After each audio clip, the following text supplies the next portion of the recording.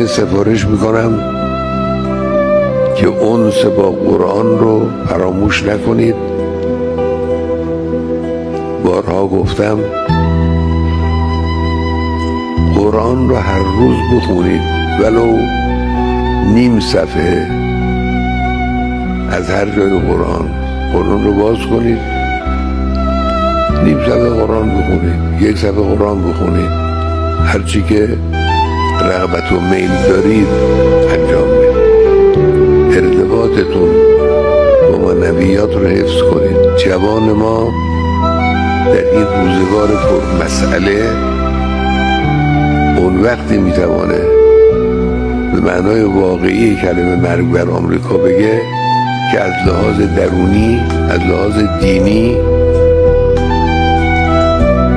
از لحاظ اعتقاد و اتکاء با خدای متعال و قدرت الهی قوی باشه.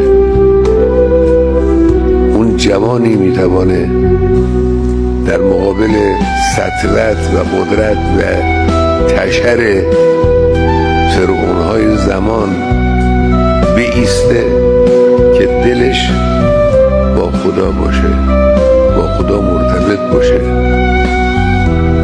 این رو حفظ کنید. این مجموعه جوانی که اینجا هستید، چند هزار نفر جوان،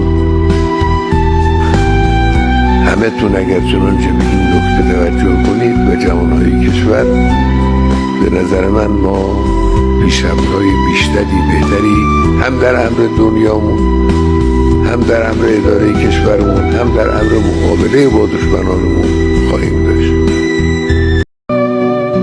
به همه سفارش میکنم که انس با قرآن رو فراموش نکنید.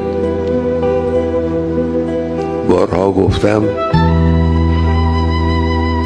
قرآن رو هر روز بخونید، ولو نیم صفحه از هر جای قرآن رو باز کنید، نیم صفحه قرآن بخونید، یک صفحه قرآن بخونید، هرچی که رغبت و میل دارید انجام بدید.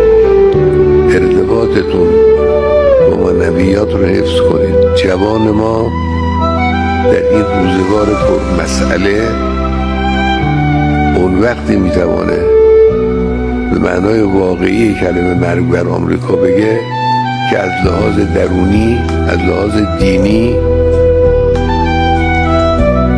از لحاظ اعتقاد و اتکاء با خدای متعال و قدرت الهی قوی باشه.